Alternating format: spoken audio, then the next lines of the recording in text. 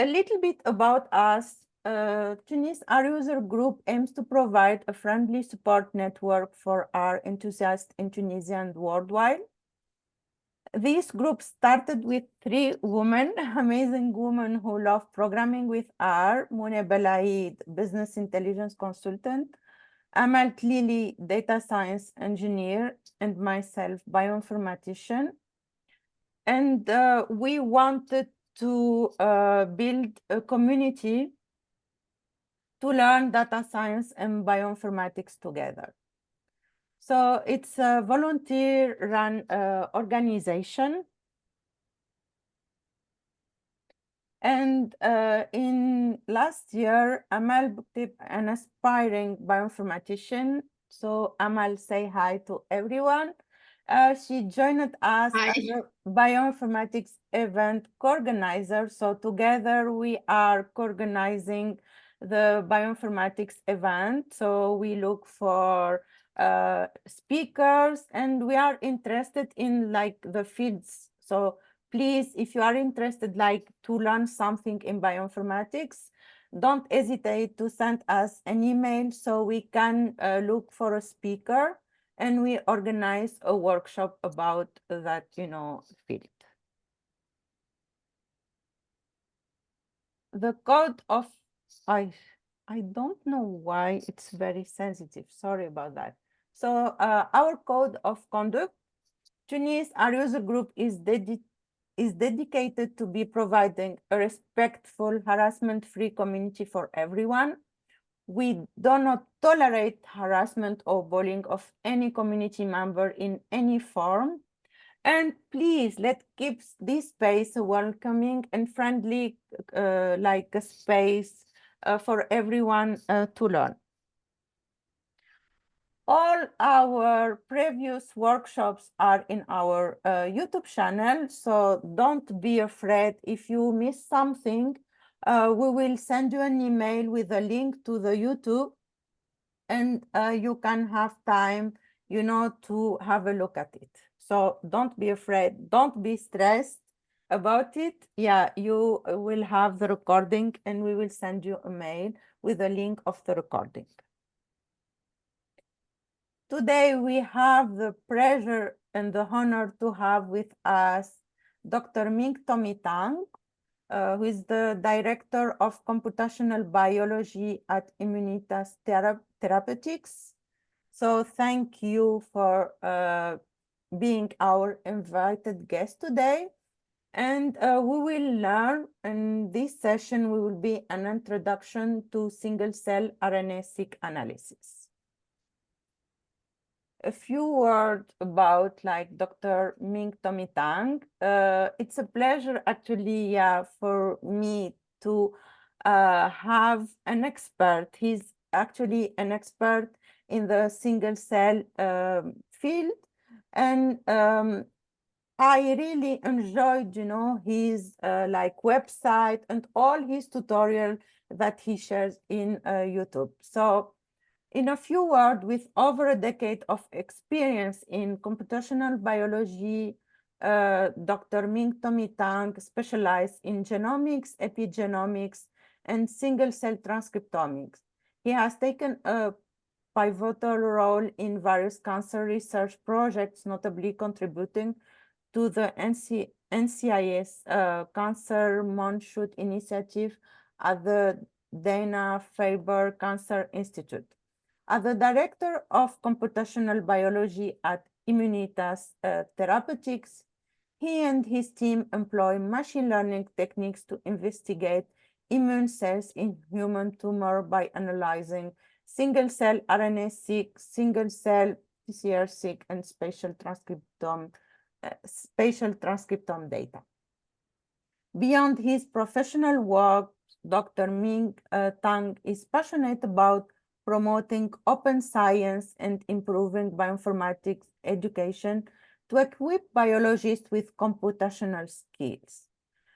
More about him, and please, go to this website. We will be sharing with you this link, and don't hesitate to go there and to learn about single cell, about spatial transcriptomics, about genomics. And, it's like if you want to learn, it's a very, very good website to start with.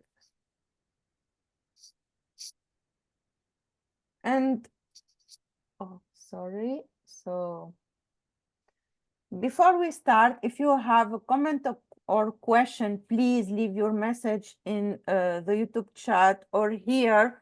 So if you have a question, please leave your message in the chat. And we will ask you for a short feedback, after this session, but I'm sure you will enjoy it. And before ending this presentation, we really thank Epsilon for sponsoring our Zoom. So please, if you want to learn about data science, machine learning, Chinese dashboard, don't hesitate also to visit their blog or YouTube channel. And thank you very much. So without waiting, please, the screen is yours. Okay, thank you very much, Ethan, for your kind introduction, and also I'm thankful for the invitation. It's my pleasure to be here, and I hope this talk will be helpful for you. Okay, let me share my screen.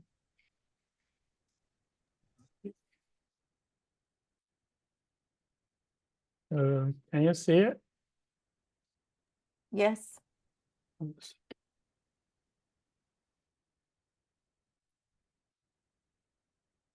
Right.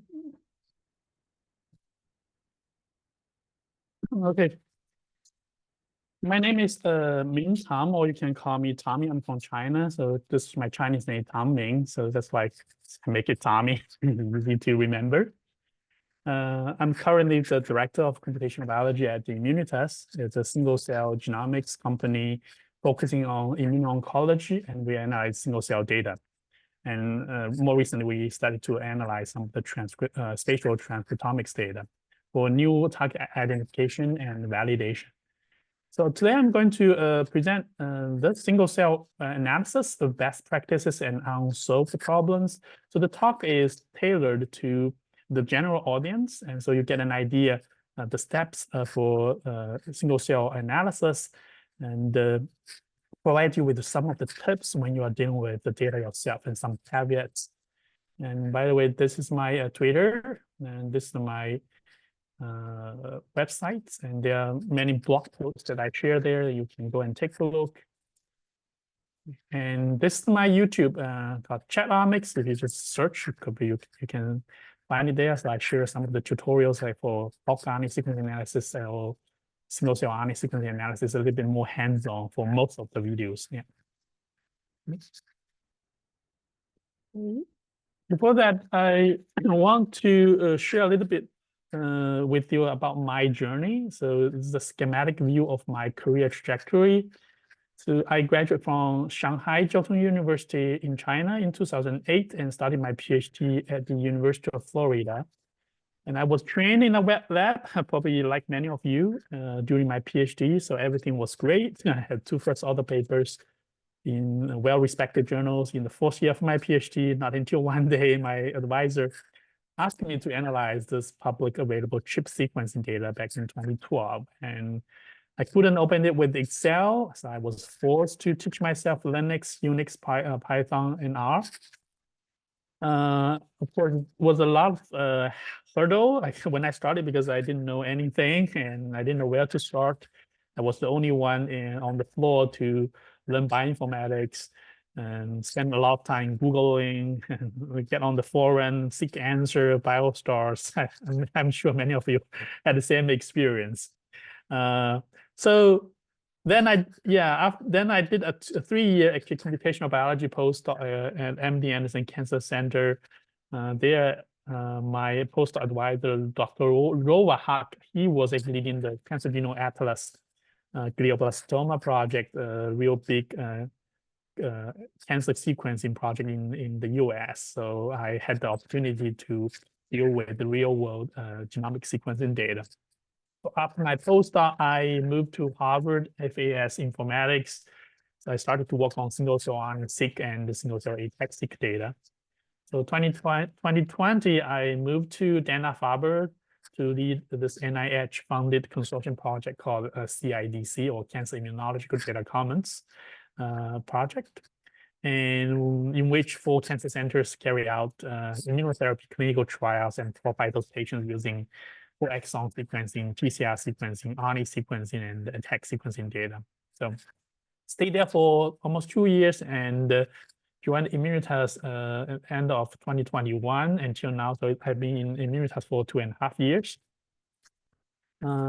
So I have a great interest in promoting open science, as Heisha just introduced, and transform biological data science education by teaching.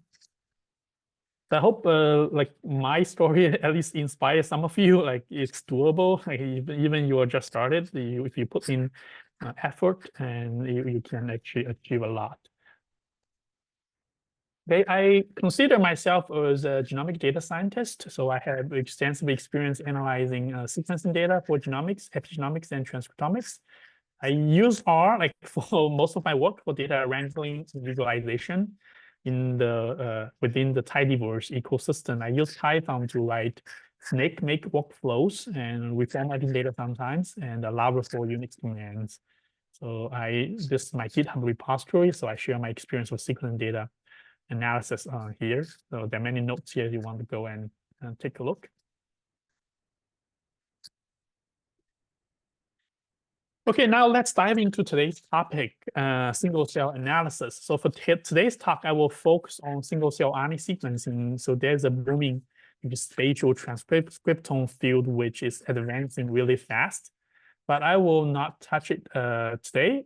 So there are many single cell platforms, and one of the most popular one is the droplet-based technology, which is commercially available by 10x Genomics. So you can use the just my can't see my mouse here. Let me see.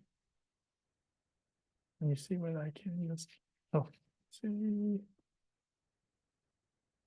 These are points. Okay.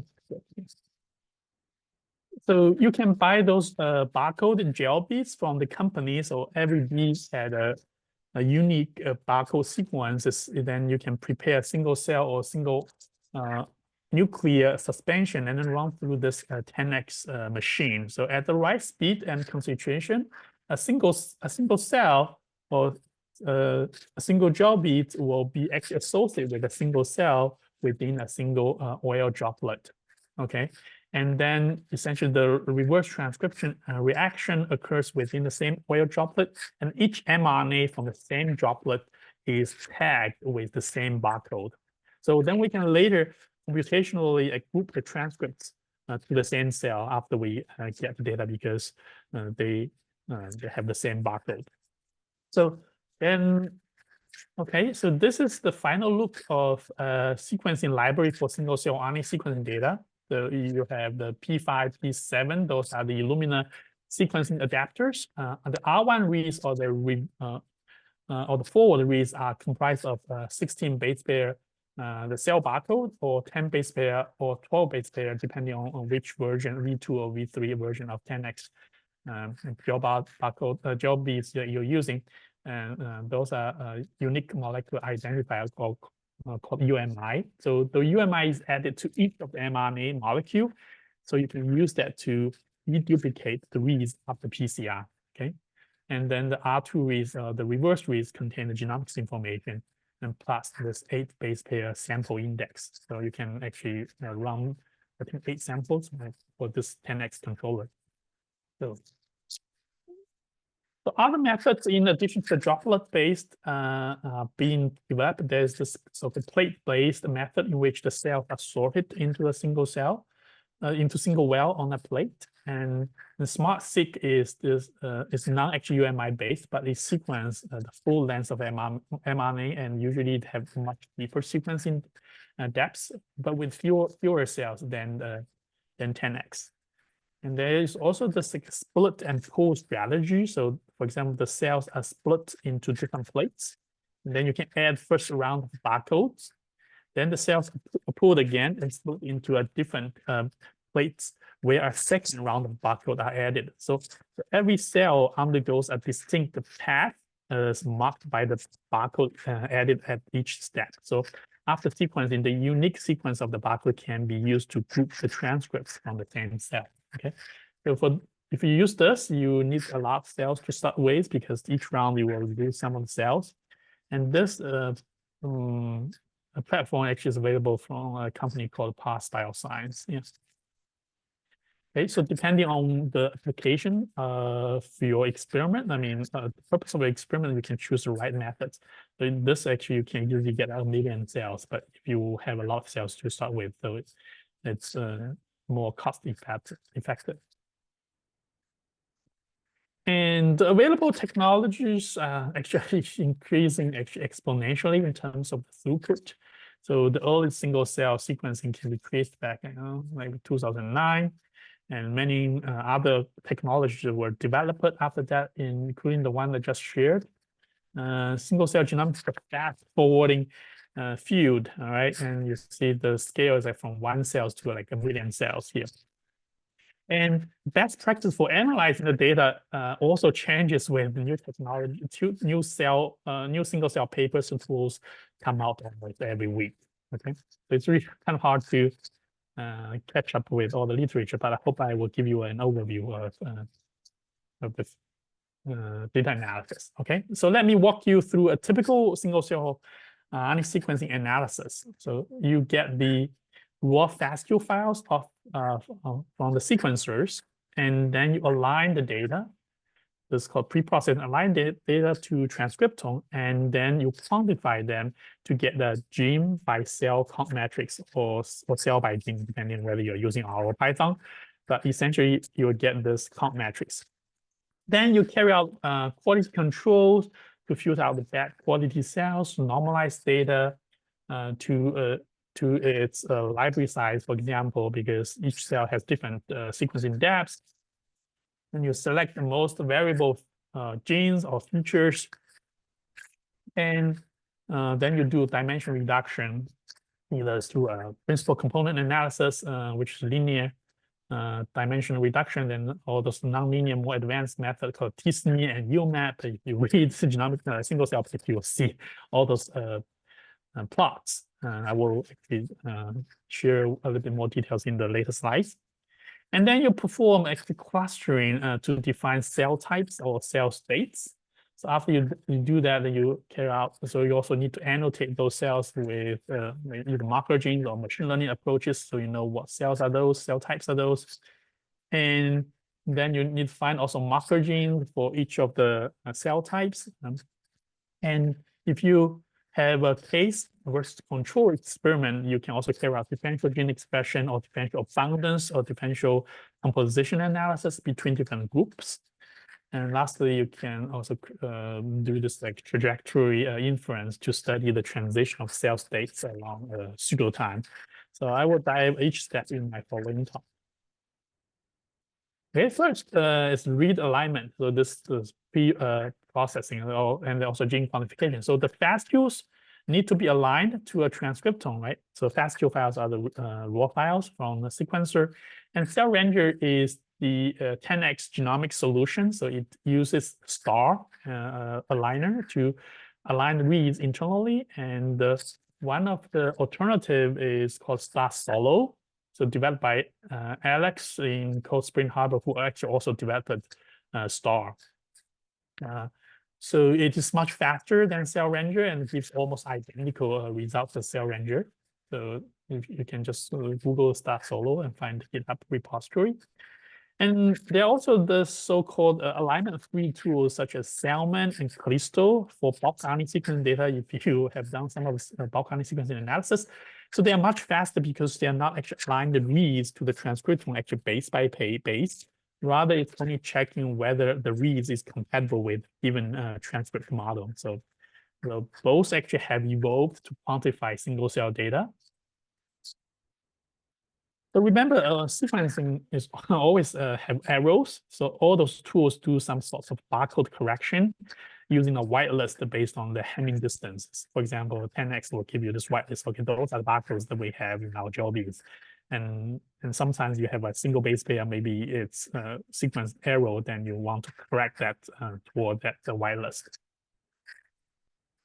So the end result you get from the quantification is this gene by cell comp matrix. So here the rows are genes and columns are cells.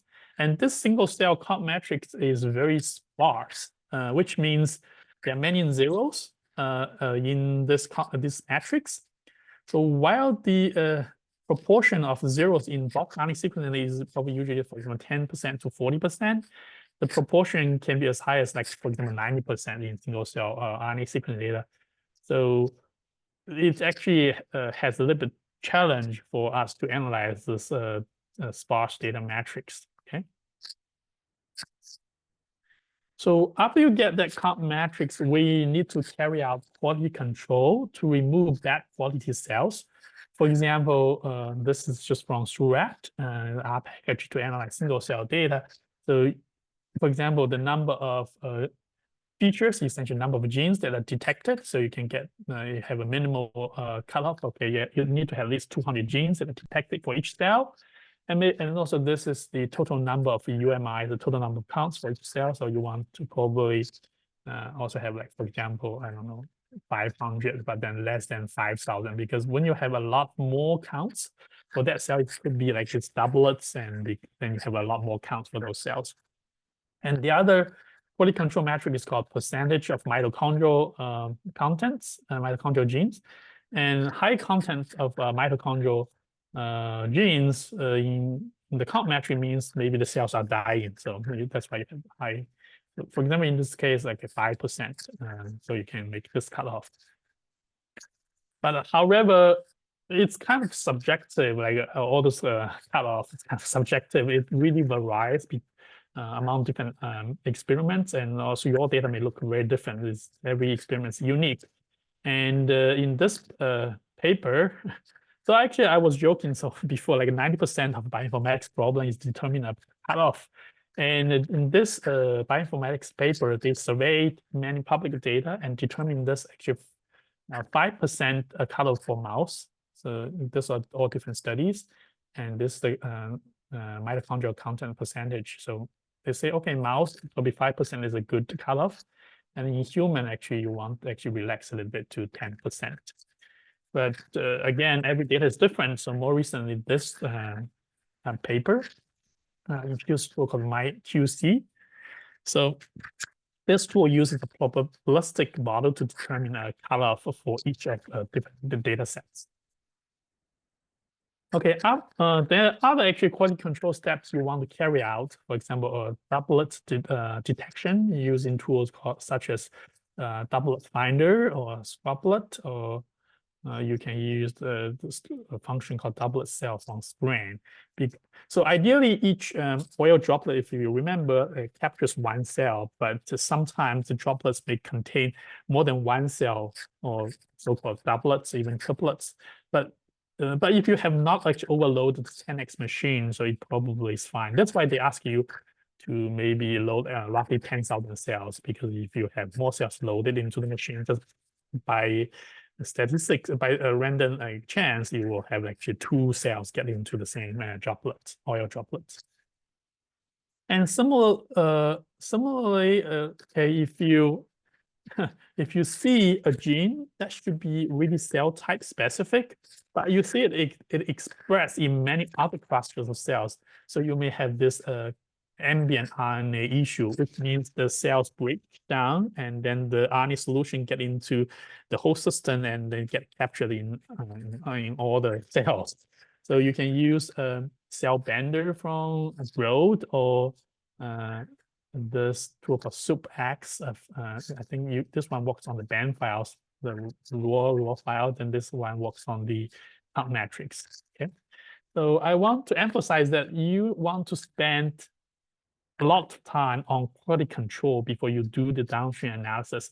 Spend enough time to understand your data, because every data set is unique, and determine what cutoff you want to use, remove those bad quality cells, because it will actually help you for downstream. For example, you may see a cluster that you think is like a rare cell type, but it could be just artifacts.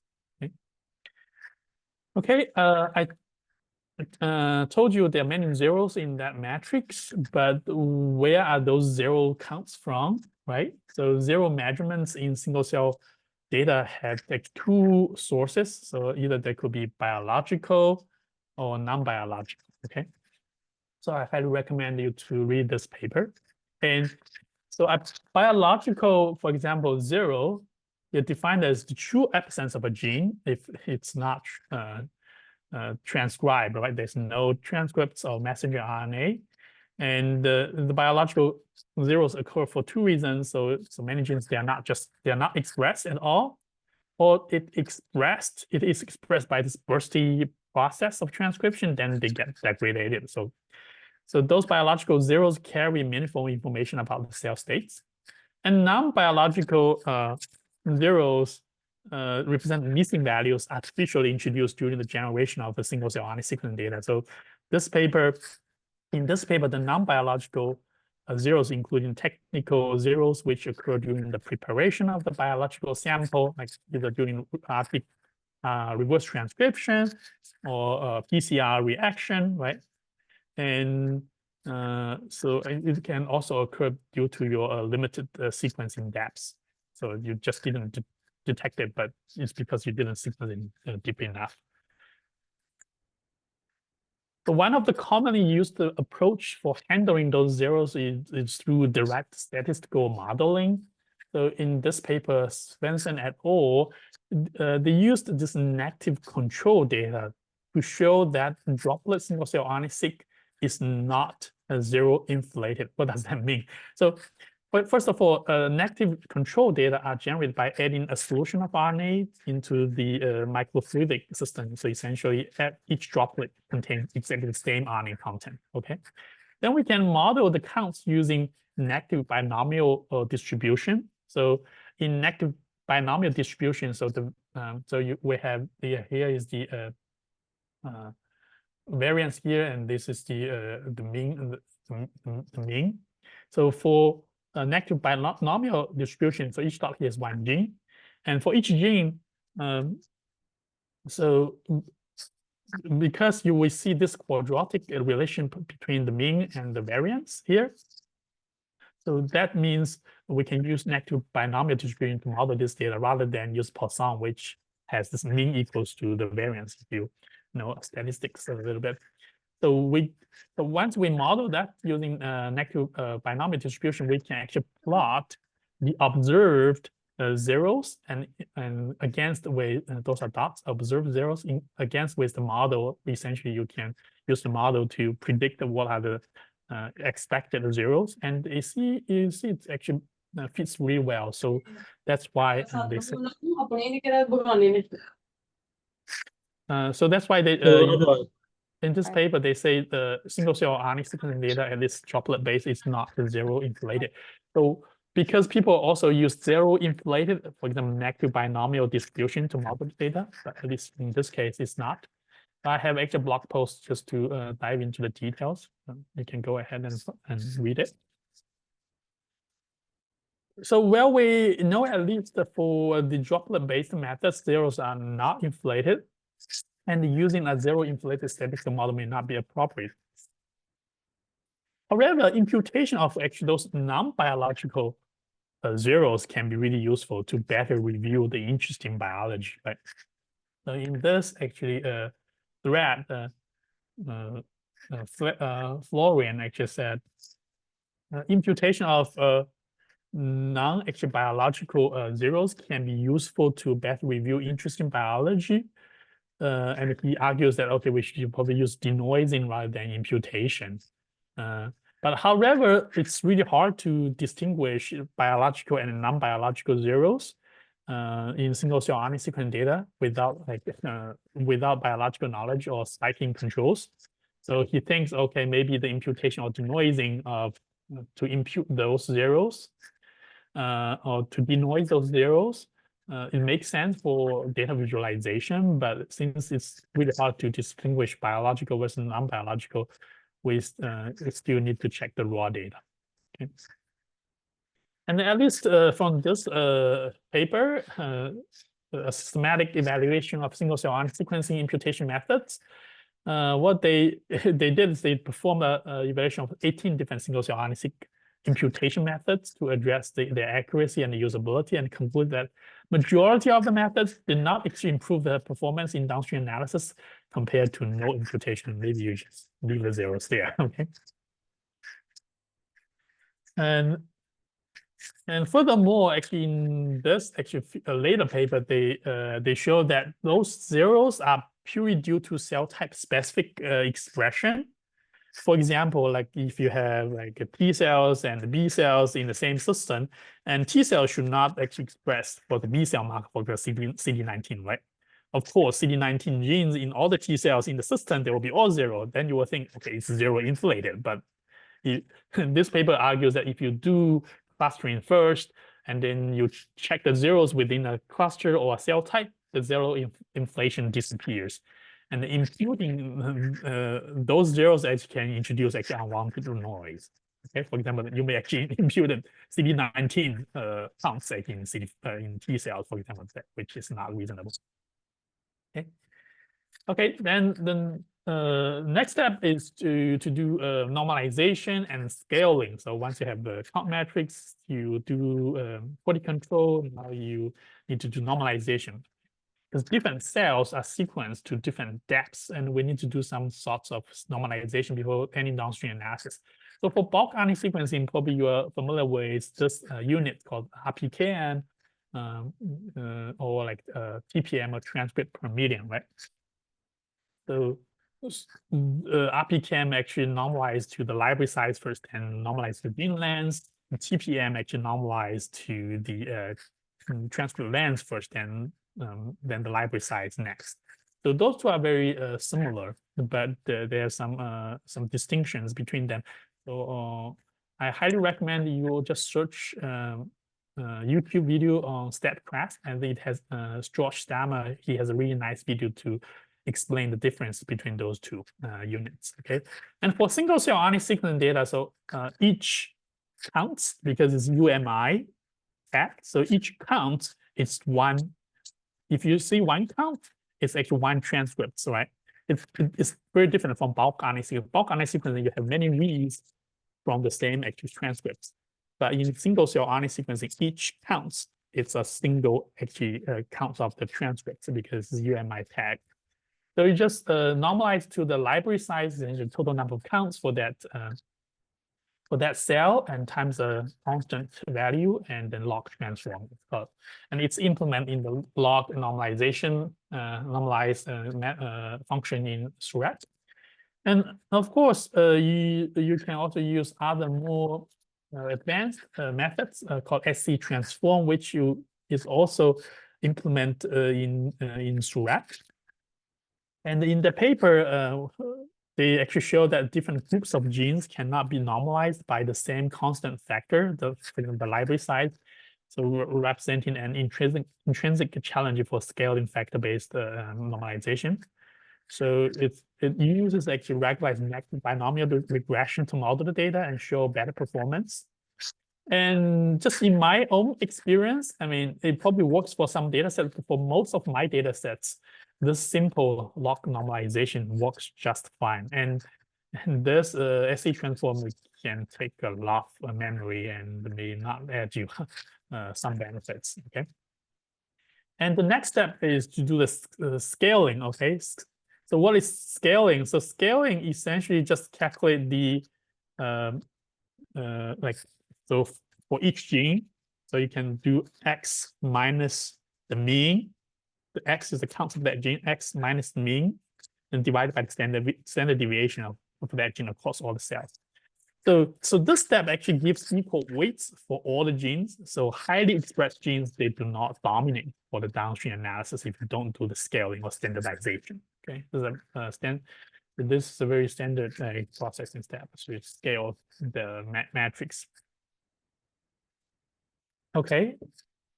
So again, this is a little bit more about the normalization, which I just actually touched. So you can use the log transformation, and or use this more complicated method to transform.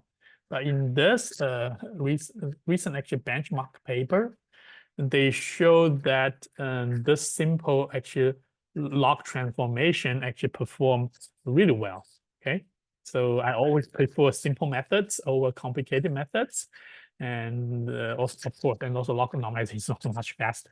So by the way, I will share the slides to the Tunis user group, so everybody will get the copy, and I will also put this on my own website. You can also download from there. I have a question. So from here, what's the difference between the log transform, like function, and the SCT transform? Oh, so log transform is very simple, right? So you just divide this this counts by the total number of counts in that cell, and plus a pseudo counts, and then log transform. That's just log transformation. And SC transform is a little bit complicated because they actually say different genes you should not use the same actual scaling factor. So they model data using this negative binomial regression, and then calculate whatever the Pearson residual for this model and representing a variant stabilization transformation. Yeah, so to remove the inherent dependence between the gene's average expression and cell-to-cell variation. So it's a little bit more complicated, like statistic heavy. I even probably don't really understand the details myself either, but you can try. I mean, for me, like you want to try both and see how it looks like for your data. That's usually how I approach data analysis. Yeah. Yeah, just another question. What is the advantage of single-cell RNA-seq over the bulk RNA-seq, and what factor determines the better approach? Okay, so bulk RNA sequencing, essentially you homogenize everything in the system, then measure the expression level, right? So for example, in the setting of cancer tissue, like you have cancer cells in there, and you also have immune cells that infiltrate into the tumor tissue to try to fight those cancer cells. And for single cell sequencing, you can actually tease out, okay, what are the immune cells, what are the cancer cells, like for bulk RNA sequencing, you can't do that. For example, the Cancer Genome Atlas, and it's bulk RNA sequencing data, then usually people actually develop those algorithms to predict, okay, what's the tumor purity, and what's percentage of tumor cells in there, what's the percentage of the immune cells in there. So you have to do all those kind of imputation, but single cell RNA sequencing will give you a more granularized view of your cells in the system. So it really depends on your purpose of your experiment. You don't really always need to go to single cell. Like sometimes bulk RNA sequencing will serve the purpose as well. So you just need to understand what you're trying to do. Yeah. Okay. So I will go on. So because there are like many zeros in the data, that's what usually you will see. Like if you want to calculate gene-gene correlations, it can be challenging because, for example, you have many zeros. So those are two genes, X and Y. Then you have many zeros like in here, and then also many zeros here. So calculating the correlation can be a little bit challenging. So this is the SC transform the results, and actually there's a new method called Dino, and it shows a little bit better results, and it based on also a negative binomial mixture model. And it actually somehow also doing the imputation, so that's why you remove all those zeros. Okay, now let's talk about the dimension reduction. Okay, this is the principal component and the PCA, and this is UMAP. Okay, and so when you have two genes and multiple cells, right, you can plot them in this 2 dimension. Then when you have 3 genes, and you can plot them in 3 dimensions, right? But you have thousands of genes, tens of thousands of genes. You want to do dimension reduction in order to plot them into this 2D space, right? And this called PCA, or principal component analysis. I also have actually a blog post in my websites, and you can learn how to actually use PCA with R. And this is a key technology for dimension reduction. Is a linear dimension reduction. So one key feature is that because it's linear, so the distance between all different points, they mean something. So this is a peripheral blood mononuclear cells data sets, and we can see somehow those different cell types, they're kind of separate in this 2D dimension. And PCA is great, but only if the first two components, PC1, PC2, they capture the most variants. You can easily, for example, separate different cell types. But for subtle differences, the first two components cannot really see them. Then you can, of course, you can plot PC3 versus PC4. But then it defeats the purpose of only showing one graph and grasp the whole structure of the data. And that's where other methods called UMAP or t-SNE, they come to play. So those are non-linear projection of high dimension data to this low dimension. And then you see how nicely that it actually separates those different clusters. But do not over-integrate UMAP, because I only consider itself as a visualization method. And if you tweak in different methods, it will actually give you drastically different looking at the UMAP plot. And also the distance actually here do not mean anything. So you can say, for example, B cells is further to, for example, CD4 cells than the NK cells, for example, because the distance really doesn't mean anything. Okay. So on Twitter, that's actually a couple years ago, 2 years ago, 3 years ago, and Leo Pachter, he argued that t-SNE or UMAP, they are useless, as his group actually showed that you can make the UMAP look like any animal if you want. So you can read the tweets. And however, I do think t-SNE and UMAP, they do gives a way to visualize your single cell data. Just be careful when you interpret the data. So at a high level, both UMAP and t-SNE are trying to project this high dimension data, 20,000 genes by like millions of cells into this low dimension, and tries to maintain the global structure of the data, right? So probably you don't need to understand the underlying math, but you understand the pros and cons of different methods, PCA versus t-SNE, UMAP. And I would highly recommend you to watch the video from StatQuest YouTube channel by George Stammer to understand t-SNE and the UMAP, okay? And he also share many other machine learning concepts and statistical methods. Okay, so next we will talk about data integration. But before I talk about this, I want to talk about experimental design. So I want to emphasize the importance of experimental design to avoid batch effect and the confounding effects. So this is the same for any experiments, not only for single cell, because before you start an experiment, involve a statistician or a bioinformatician. It will help you to avoid such problems. Okay, to consult a statistician after an experiment is finished, is often merely ask him to conduct a postmortem examination. He can probably say what experiment died off.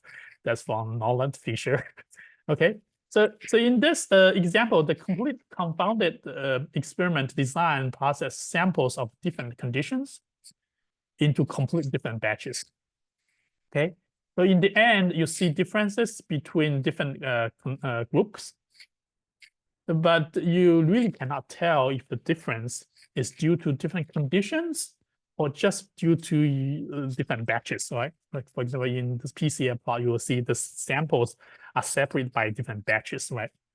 And in this balanced experimental design, you actually mix different actual conditions into the same batch and then process the samples, right? And of course, and in the end, so if you observe the samples are separated by conditions rather than by batches, that means actually you are measuring something biological, right?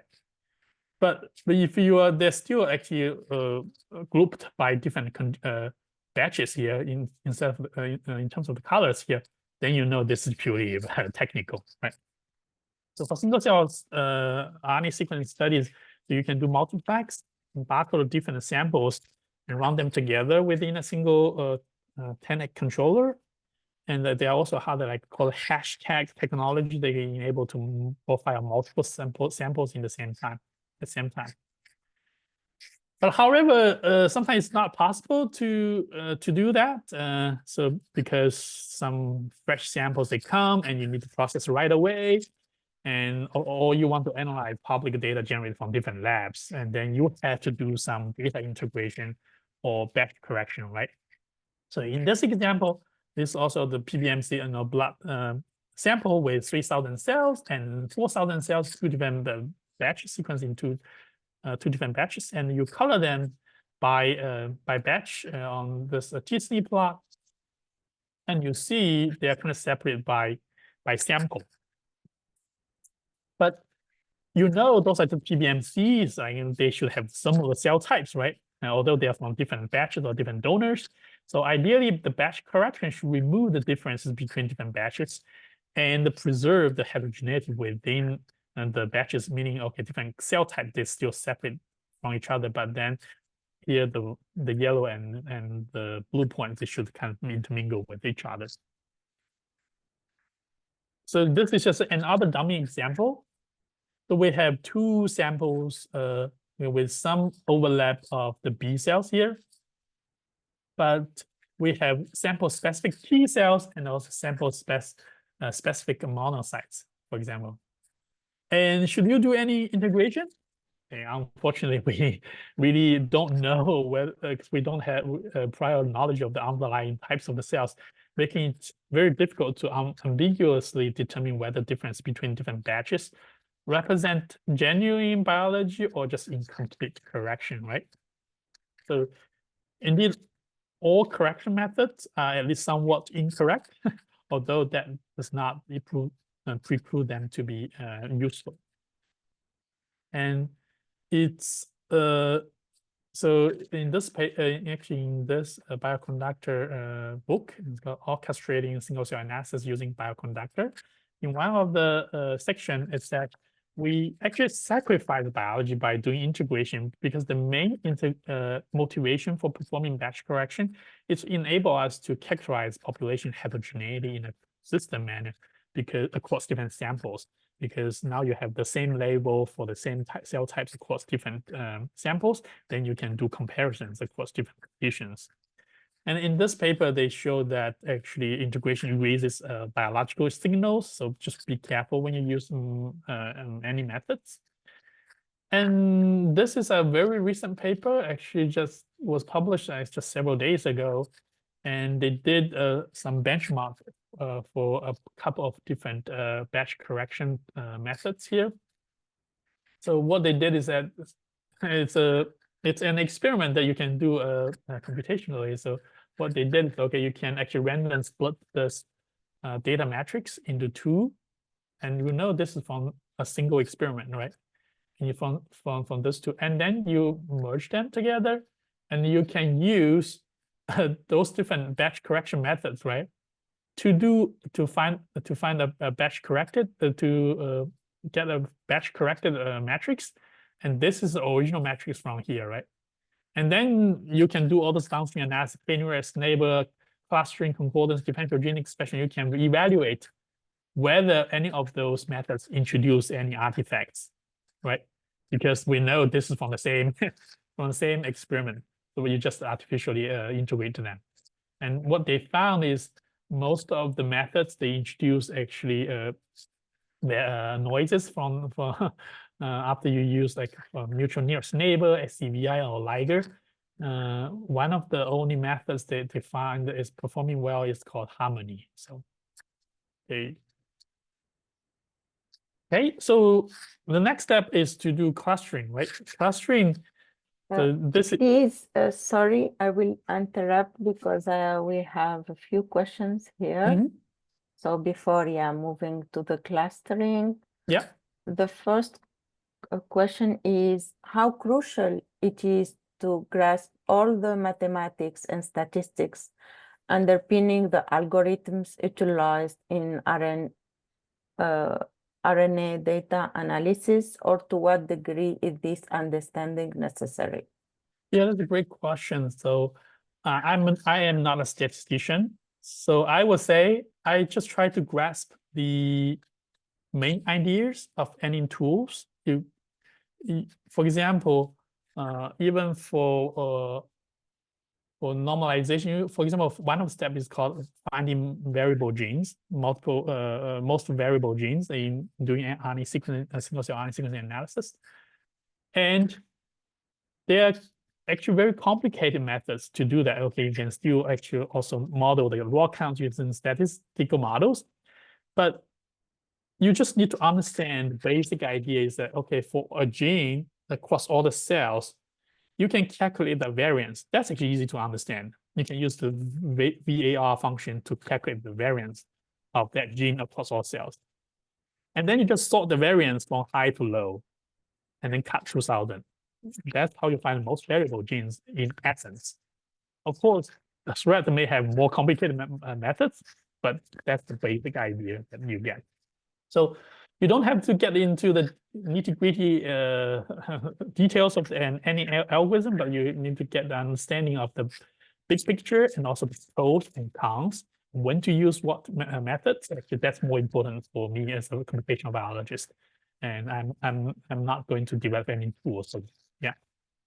Thank you. So the other question is, in any analysis, two data sets, do you have to integrate and then analyze? No, right? So it really depends on your question, what you are asking, because when you integrate, you will likely to remove some of the biological differences. But really, the reason that we want to integrate is we want to actually give the cells a uniform label across different samples, right? But again, even for differential gene expression, I will cover later, you still go back to the raw counts without any correction of those values to do differential gene expression analysis. Yeah. And then the other question is, can the batch correction method be applied to data that are not necessary sequences? You mean non-sequencing data? Batch? Yeah, of course. I think so. But it really depends on the experiments that you are trying to do, what kind of data. So for this one, that one I showed, they're all like based on the counts data, right? For example, if your experiment is also counts data, not sequencing data, but it still also counts. You can use like, for example, bulk RNA sequencing, people use combat or other methods to remove the batch effect. Yeah. And then how many single cell RNA-seq help in how may single cell RNA-seq help in drug discovery and development? It's a big question. So I'm still actually trying to use single cell data to find a new targets, and I would say it's been really powerful for at least for us.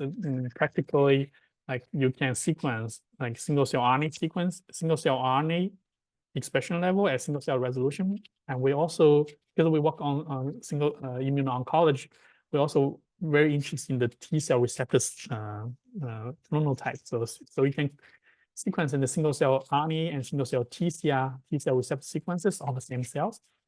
And what we can do, we can correlate gene expression with the clonal expansion. So T cells recognize antigens, they expand, try to kill the antigens, and if so the T cell expansion is good for T cells, and we can find out which genes may just correlate with the T cell expansion, for example. Yeah. And then, is there a universal way to normalize feature scale and batch effect correction of single cell dataset? There's a universal way? Yeah. No, there's no universal way. You have to actually play with your data. Like for me, I will just use log normalization most of the time, but you might want to use SC transform, and for integration, maybe thread has this like CCA, canonical correlation-based analysis, CCA, and I actually use harmony most of the time, and also it looks like perform really well in multiple benchmarking papers. So that's what I personally use. Yeah, but you may try different tools, and those different tools have different performance for different data types, and that's why you will see for those benchmarks paper, there are a bunch of different data types. And there's no single tool that outperform everybody else. Usually, okay, this tool will perform better for this type of data, and you just have to try it for your own data. Yeah. There is a clarification about the question, can the batch correction method be applied to data that are not necessary sequences? So to clarify, I use disease data that are positive or negative for the disease. Mm-hmm. Yeah. Yeah, I need to better understand that context. Yeah. So Okay, there will be another round of question after, yeah, the clustering maybe. yeah, okay, let's do that. So I can stay like for long, it's fine, for longer, so we can have enough time for Q&As. Yeah. Okay, so the next step is clustering. So it's very commonly used. So what you usually do, so you start with the raw count matrix. You run principal component analysis. You use the top 50 or 30 components, and you build this K-nearest neighbor in the PCA space, and then use different clustering methods.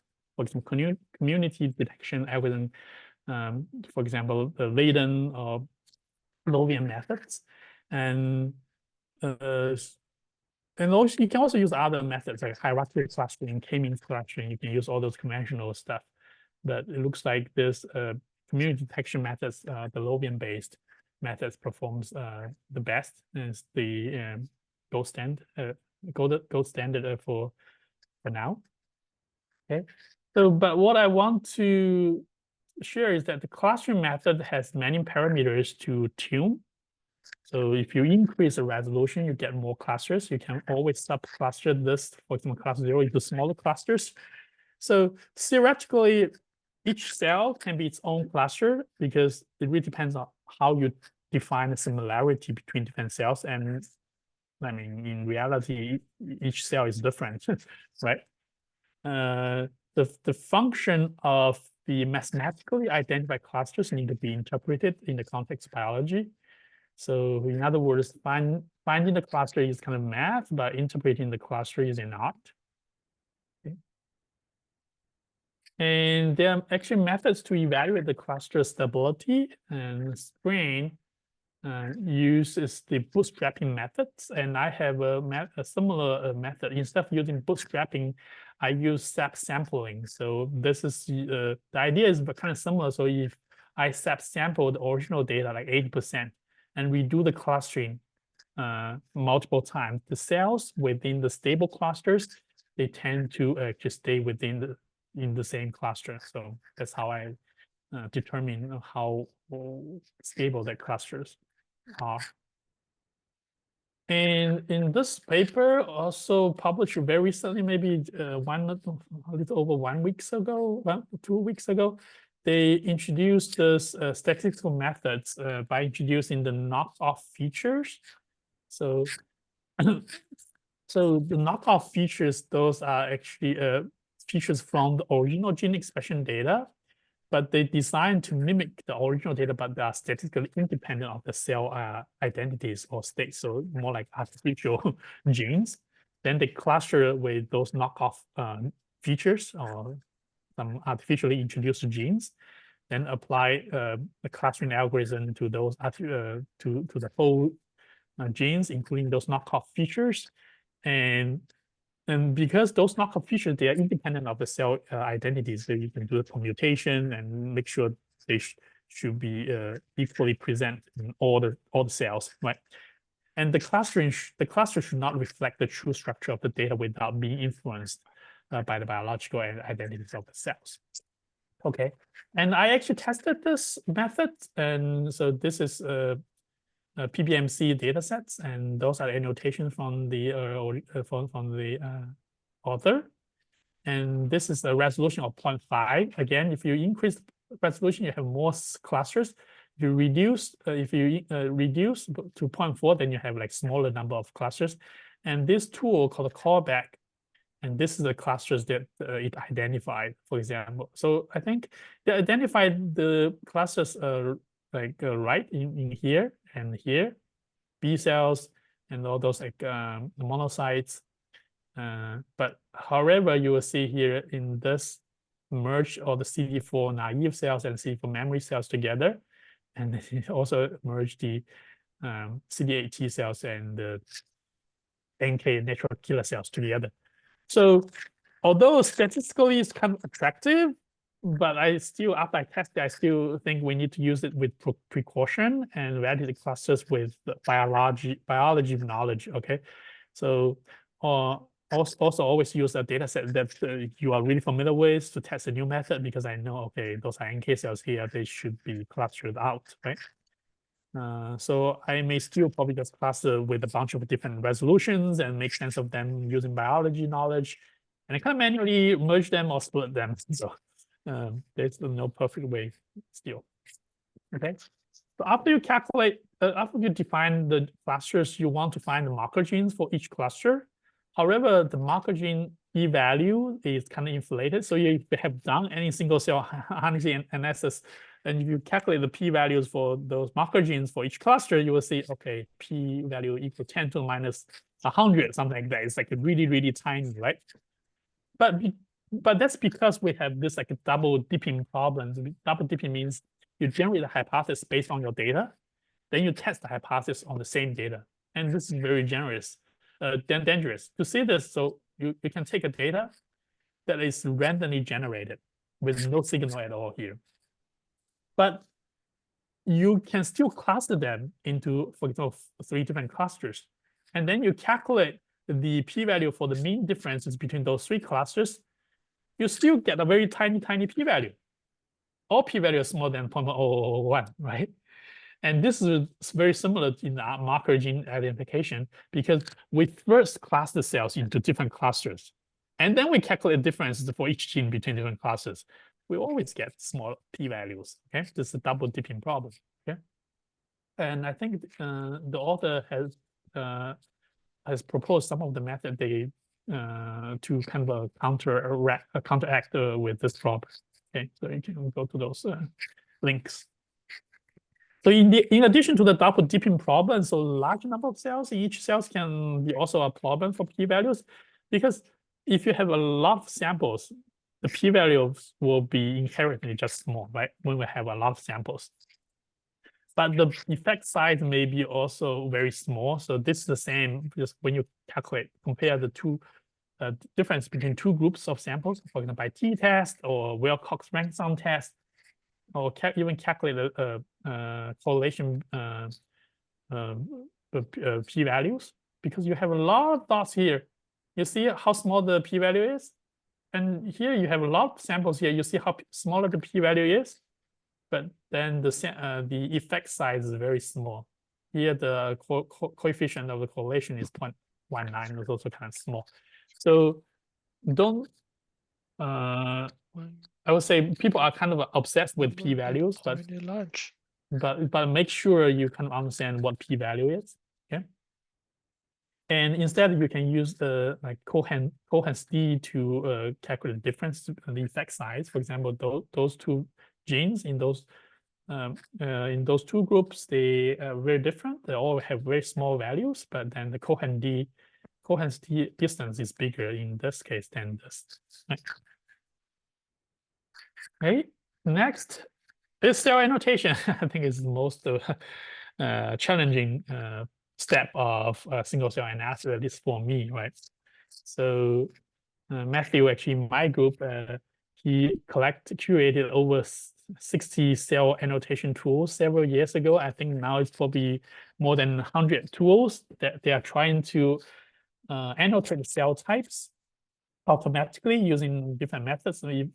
So single R computes the Spearman correlation between its expression profile and of each of the reference samples. So you need the reference data sets, and the label with the highest score is used as the prediction. It's very simple to use, but it relies on also good reference data. So thread V4, V5, they also have this reference-based mapping. So in this case, the reference data is scRNA-seq, which measured also the protein abundance. So So make sure that makes the reference data annotation much more accurate. And you can use this CCA based method to transfer the labels from your reference data to your own query data. Okay, so those tools are give you a really good starting point for understanding roughly what the biology is. So, but they're never perfect. So every data set is unique. Every biology is special. So in my experience, no matter what method I use, and the immunologists I work with, they always manually refine the labels by themselves. Always talk to a biology expert. Okay, after you identify the clusters, annotate them. It's very common to perform cell composition analysis or differential abundance analysis. For example, in this figure, it shows the different CD8 subtypes abundance in immunotherapy responder versus non-responders, right? So if, for example, if a particular subtype or cell type, they are more or more enriched in responders, they may be good cells that is benefiting the patients, right? But be careful with the interpretation though. Like for example, tumors are very heterogeneous, and you only sample a small part of the tumor. So the cell type composition analysis might be just biased. Just to give you an idea, in this 1 centimeter by 1 centimeter small slide, it's about 1 million cells. And most of the single cell data sets is way less than that, right? Several thousand cells. So, and also during the preparation, cells die. For example, myeloid population, they're hard to dissociate, and they may die. So you need to actually pay a lot of caveats. Understand there are a lot of caveats in analyze data, comparing the different compositions. And in one of the, for example, data sets I analyzed, we found actually very few myeloid populations, but we found out it's just a technical issue, right? But it may be reasonable for DBMC or blood cells, right? Because those you kind of expect they are kind of more homogeneous, right? So, and this is just a very easy way to calculate. So you can just calculate percentage of that. Each dot here is 1 sample, then the percentage is just, okay, the cell type for that sample, what's the percentage, right? And but you can also use a little bit more statistical methods. For example, you can count how many cells. So each column here is 1 cell type. No, each column here is 1 cell type. Each row here is 1 cell type. Each column here is 1 sample, right? And the value here just number of cells in that sample for that cell type. And this is actually very similar to just bulk RNA sequencing data. Then you can use differential abundance analysis using D6 or EDGE-R, right? And we can also calculate differential gene expression value, differential gene expression analysis. And in this paper, it shows actually this method called a pseudo bulk performs really well. You can use more complicated method called mixed linear model to record model the counts with the same patient across different groups, but it's very computation intensive. And the pseudobulk gives a comparable result, and it runs much faster. So pseudobulk essentially, what you're doing, you are actually adding all the counts for a gene for the same cell type, add them together as a pseudobulk. For example, for B cells, and each box here is 1 sample, and this color means a different cell type here. Okay, so just across all cell types and across all genes, you add them up for a particular cell type for that sample. Okay, then you calculate a differential gene expression just like you use bulk RNA sequencing data, for example, using D6-2. Okay, and there are tools like a MuseCat that's from Bioconductor, and SCRAN, pseudobulk, DEG, they can do the differential gene expression analysis for you. And what I really want to do is, like, for example, in this example, like you have 2 groups of samples, control and stimulation for PBMCs. And each violin plot here is 1 gene, and it's 1 sample, and those are different genes. And you want to actually plot the raw data like this because you want to see, okay, this gene. So each dot here will be one sample, one cell, and each violin plot here will be one sample, right?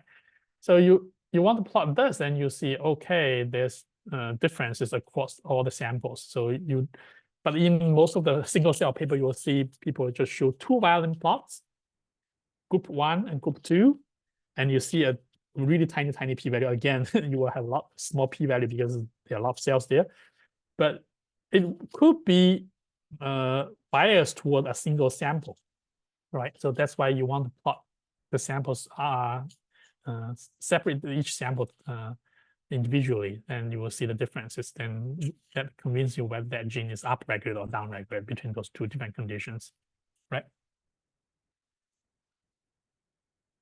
Okay, so we talk about differential abundance analysis and also differential gene expression analysis. Those are actually the two sides of the same coin. So the labels used in the differential abundance analysis are defined based on the genes to be tested in differential gene expression analysis.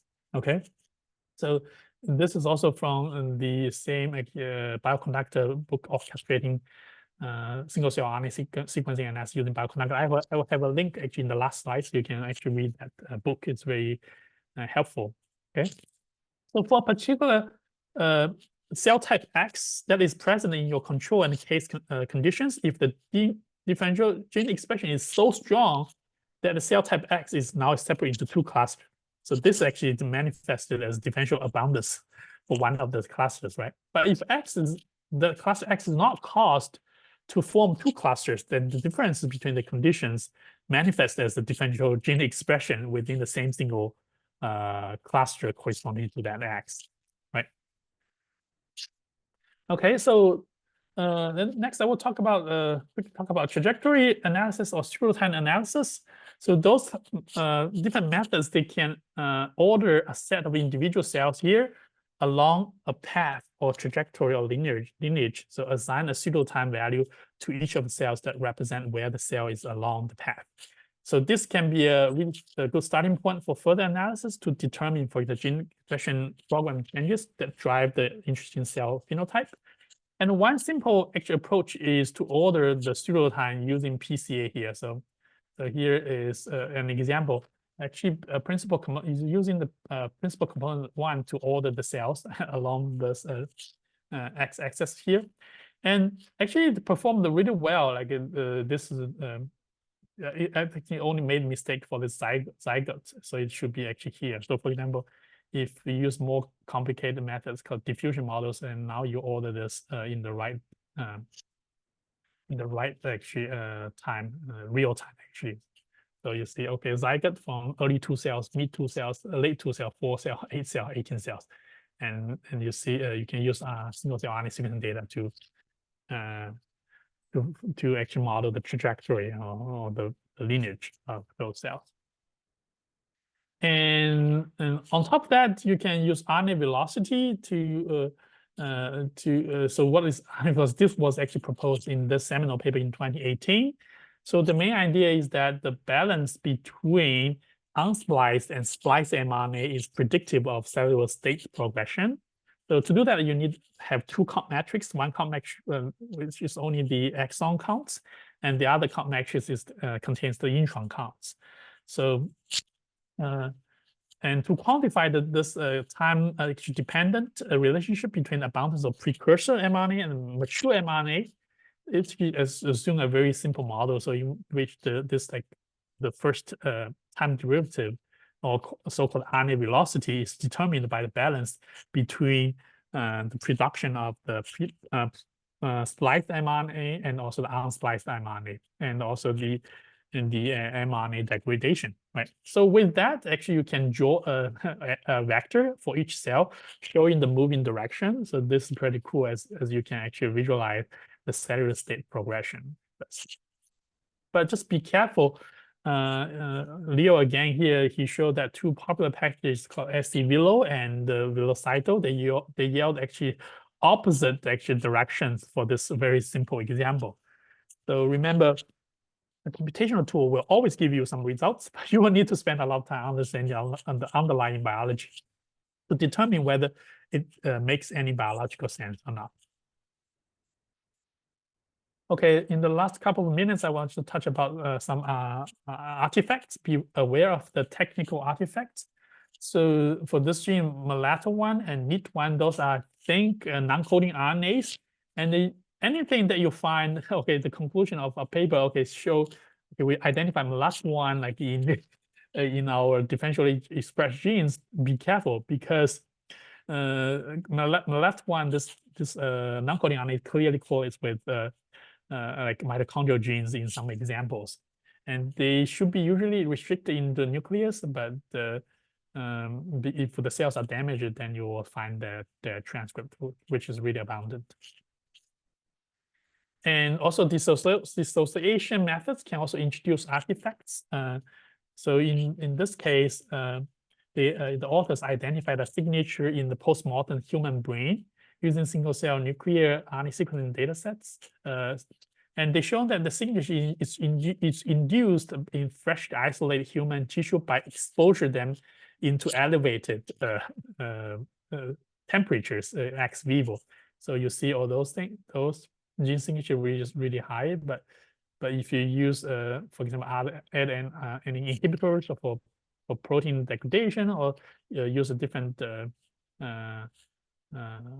solutions, and then we'll actually remove those, for example, heat shock proteins, and or you perform them in the cold in the eyes. So just make sure your experimental procedure can also introduce artifacts. And one last thing is the mRNA level is not always correlated with protein level. In my experience, CD4 cells, like here in example, so this is RNA level, this is protein level. So CD4 usually is kind of lowly detected at mRNA level, but then you see like it's high in the protein levels from scRNA-seq. And very similar for NK cell marker, natural killer cell marker, so CD56. It's also it's not expressed at high level for those NK cells. Okay, so those NK cells, like you'll see actually very low expression at the original mRNA level. This is the protein level. This, I think this paper used this imputation methods to recover those counts at the mRNA level. Okay, lastly, just be careful when you interpret any data, like when you have gazillions of points plot on here. So those two plots, they are exactly the same data. They are just plot differently, but you can see differences here. Oh, it looks like they are more stronger Jung expression level, like in this plot, but it's really because you have gazillions of cells in the data points in the data frame, and you ggplot to actually plot the cells in the order when it appears in the data frame. So it's very likely all those stronger expression cells, they actually are masked by those gray points here, so you don't see them. So you can say order equals true in all those functions, and we'll bring those cells on top, so they will not be masked by those gray points. And understanding the details of the methods. So this is the violin plot for genes and across different cell types. And this is the output from SURAT, and this is the output from my own implementation from scratch. And you see kind of strangely, like in SURAT output, you see those things here, which I don't see here in my own methods that I implemented. And it turns out the SURAT authors, they decided to add some noise on top of the original data. That's why you see these artifacts, which you probably don't know if you don't dig into the code. So there's this issue here from their GitHub repository. And lastly, there are some methods for visualization methods that is implemented in this package called scCustomize. I contributed 2 of them functions to visualize data, stack the violin plot. I know ScanPy has one function for that, but in SURAT we don't have. So this is actually implemented in the scCustomize package, and also this clustered dot plots. So you can also do clustering for those dot plots. So go ahead and check this out. I think this is my last slides. So I believe I covered most of the data analysis steps in this workflow. So it's by no means comprehensive, but I think it serves the teaser for your future single-cell RNA sequence experiments and analysis. I hope you can make the conclusion that me actually learned all my stuff actually from Twitter, because I showed you a lot of actually Twitter screenshots. And Twitter actually is a great place to learn and make friends if you use it effectively. And now also I'm active on LinkedIn, so make sure you follow me or make connections, and you can find all those most recent tools or softwares that I collected. Okay. And yes, I can think this is my last slide. So those are the resources that I need to mention. I will send you the slides. And I want to thank you all my previous mentors and my current colleagues at Immunitas, and all the tweets on Twitter who share their knowledge. And what questions do you have? I think that's my last slide. Now I will stop share. Yeah, so Okay. thank you very much. Yeah, we have a few questions. Sure. Yeah, it took me 73 minutes. It's a little bit longer than I thought, but I answered some questions in between. So I think without Yeah, interruption, it should be within 60 minutes. 60 minutes. yeah, it's good. It's good. So please, yeah, don't hesitate to put your questions in the chat. So first question here now. How RNA-seq differs from single-cell RNA-seq in terms of downstream analysis, and which one have higher resolution? Yeah, single-cell RNA-seq has higher resolution. Like the main difference is you see here, single-cell RNA sequencing, it has more zeros, right? And the processing steps is very different. They all actually start with the count matrix. Think about it. Bulk RNA sequencing, rows are genes, columns are samples, right? And single-cell RNA sequencing, rows are genes, columns are single cells. And you can further group the single cells into different samples. So they're all count metrics, but in terms of downstream analysis, bulk RNA sequencing, when you get the count metrics, now you go to D62 for differential gene expression. It's very easy, actually. But for bulk single-cell RNA sequencing, you see how many steps that we have to go through, yeah, for all different downstream analysis. Thank you. So please go ahead with your question, Robin. Oh, thank you. Tommy, thank you so much for doing this. My question is really just more logistics, but you know, it's attractive to just get your data, throw it in the Seurat package, and just kind of follow the steps. But it seems like you actually integrate a lot of different tools. So you don't just depend on one tool, but you integrate many different ones across your analysis. Is that, I mean, is that kind of how you tend to work through? Yes, exactly. So for example, I use Harmony for integration, but of course, Seurat actually has actually a wrapper around Harmony, so you can still do that within Seurat. But then, for example, for pseudobulk analysis, like differential gene abundance analysis, then you may need to use bioconductor packages, for example, like MuSCAT. Then it's a little bit unfortunate because Seurat and the bioconductor, they are like kind of very different infrastructure. And then you have to convert that Seurat object to a single cell experiment object, and then use the package. So, but then yes, then I will need to convert the object back and forth, and then, yeah. Okay. And in terms of integration, you know, a lot of times I can find, you know, like a disease state single cell set, but then I have to go somewhere else to find a single cell data set for maybe normal tissue of that same tissue. Yeah. Would you, I mean, is that common to integrate two data sets like that? So I think it's very hard in this case because you have completely confounded the experimental design. Right, exactly. Okay. All right. Thank you. Yeah. So you can still do it and see it, but then to see how it looks like, always play with data, see whether it makes sense. You also need to have some biology knowledge, right? Background, okay, what are the expected differences between the disease state versus healthy state? And you double check with your integrated data. And I think for most of the methods, for different methods, they have different actually ways to deal with data. For example, Seurat has this way to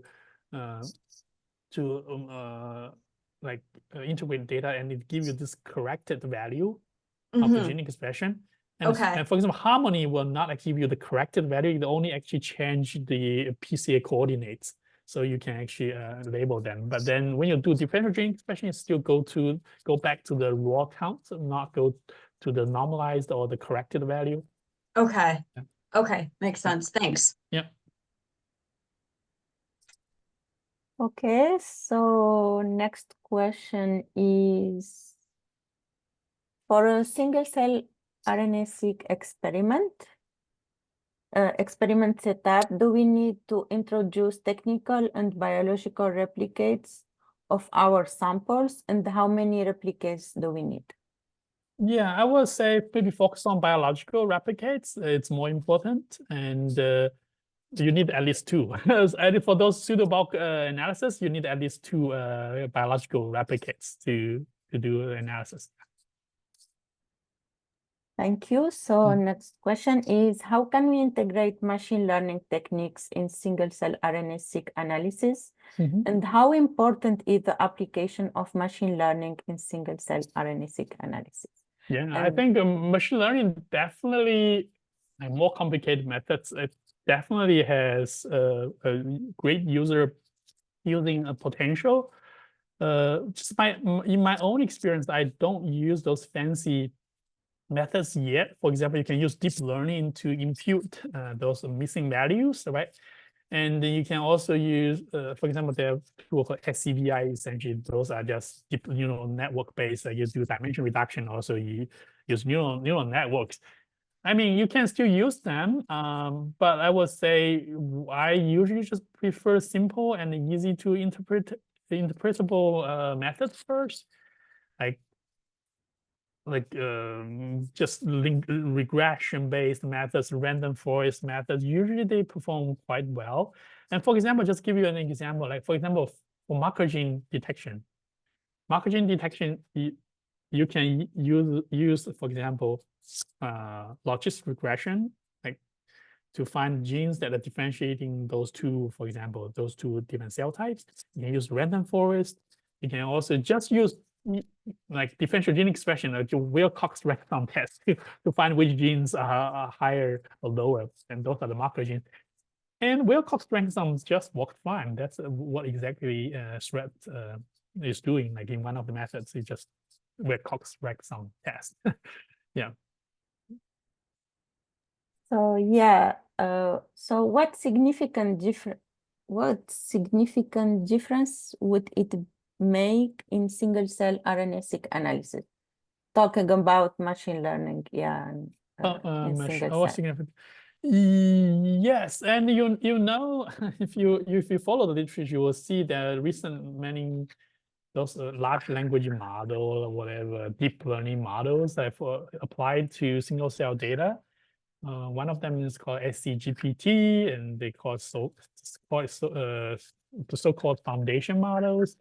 And they are very attractive and definitely, but one of the recent benchmark paper shows that they actually perform not as good as those task-specific tools such as Harmony for integration and also for cell type annotation. So you can use those deep learning models for that as well, but it's not as good as those task-specific tools in one of the recent benchmark papers. Yeah. Thank you. So then the next question is, what should be considered when working on publicly shared data? Yeah, I think someone answered data quality, yeah. pre-processing. Yeah, those are very important. So when you work with public available data, don't assume the quality is high. You have to do a lot of quality control. And also the other thing you want to actually make sure is that metadata is correct. So those are disease, those are the healthy samples. And sometimes this is like for single cell RNA-seq, right? For example, if for mutation data, like mutation calling data, and you see, okay, the metadata cell is a female, but then if you see a mutation calling Y chromosome, you know they must mislabel the samples. So make sure you can do some of quality control before you trust whatever all the uploaded. Yeah. Thank you very much. So the other question is it necessary to perform the cell cycle removing analysis? Oh, yeah, I think so. Yeah, you can identify the cell cycle signatures in your single cell data. I think Shred has a function for that, so it provides some of the a list of genes that is cell cycling, and then you will see, okay, maybe some of the cells they are actually proliferating really fast. Yeah, so it's good to know them. Yeah. Thank you. And then the other question is how to get the public available data that can be used for single cell. So you just go to Geo and search, and usually you will find like two data sets that you may want to analyze. Yeah. Thank you. And then I think you have in your YouTube channel, right? It's like how to download data for single cell. Yeah. I do have one video actually for that. How to download single cell data from Geo, like using this tool called you download something like that. Yeah. So please, really, it's like the YouTube channel of Tommy is really very informative. Don't hesitate to have a look at his YouTube channel and the website we posted at the beginning. Yeah, yeah, it's called Chatnomics. You can just search it. Yeah, so, we posted the link to your YouTube channel. We will post again when sending you like the link to this recording, we'll post again all the interesting links. So another question is, can you please suggest some AI-related tools for single-cell RNA-seq analysis? AI-related tools. I mean, if you want to use those deep generative AI models, you use SCVI. Like this is a very, very commonly used tool called SCVI. If you just Google it. And if you want to do other stuff called SCGPT, you can use that to do integration, also cell annotation. Thank you very much. So the other question is, can we use Nextflow and execute the single-cell RNA-seq analysis? Yes. So I would say for the pre-processing step, yes, it's definitely fine to use any pipeline, Nextflow or SnakeMate. But for downstream analysis, as you see, there's so many things that you need to tweak. Okay, what's the cutoff you want to use? Maybe it's data specific. What like resolution you want to change? You use to cluster the cells, and you may change. So I would say the pre-processing step from FastQ to count metrics, we can use a pipeline to do that. But for downstream analysis, you want to do it like interactively. Thank you very much. And now the last question. So please, put your question if you still have questions. Which cell communication tool is better than others? I don't know which one is better. So there's a tool called Cell Chat. People use that.